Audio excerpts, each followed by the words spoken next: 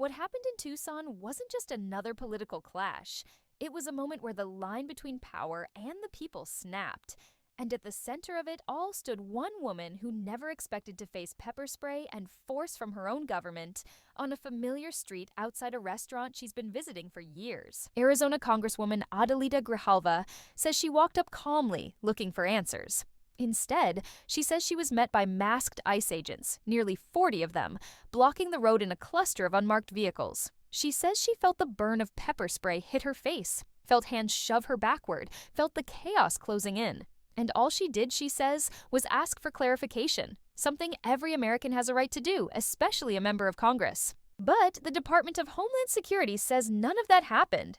In fact, their spokesperson mocked her statement, calling it a medical marvel if she had actually been sprayed. They insist she wasn't touched, claiming she was simply standing near someone else who was... Two completely different stories. Two completely different realities. So which one is true? As the dust settled, Tucson police confirmed that ICE had stormed a local restaurant with a federal warrant, and when the community gathered around them, things spiraled. Federal tactical units were called in. Chemical agents were deployed. Officers were hurt. Panic spread through the crowd, and somewhere in that chaos was a congresswoman insisting she saw the public, including journalists and her own staff, and being sprayed directly. Tucson's mayor didn't mince words. She said this raid rapidly escalated into violence against the public. And she brought up something many Americans remember too well. Under the Trump administration, federal agents wearing vague gear, labeled only as police, showing up unannounced in cities, leaving people confused, frightened, unsure who was enforcing what law. And here it was again. Smoke, pepper balls, masked agents, and a congresswoman claiming she was shoved and sprayed while trying to protect her community. Grijalva didn't hold back.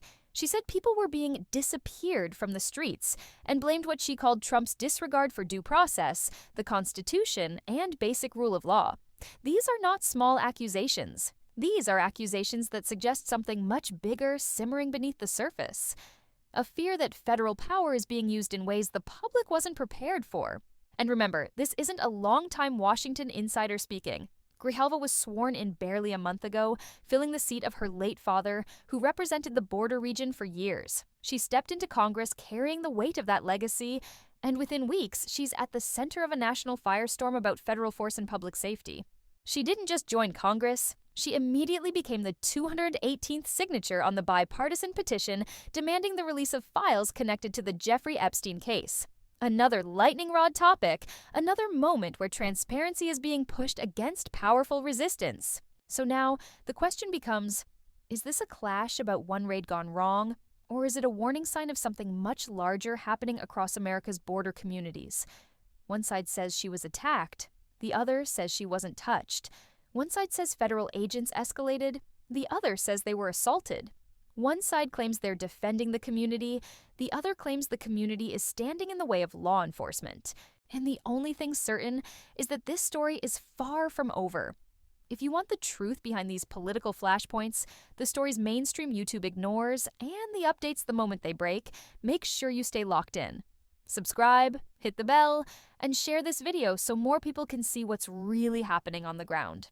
Because the more we learn, the more it feels like the biggest fights aren't happening in Washington. They're happening in the streets, right in front of us.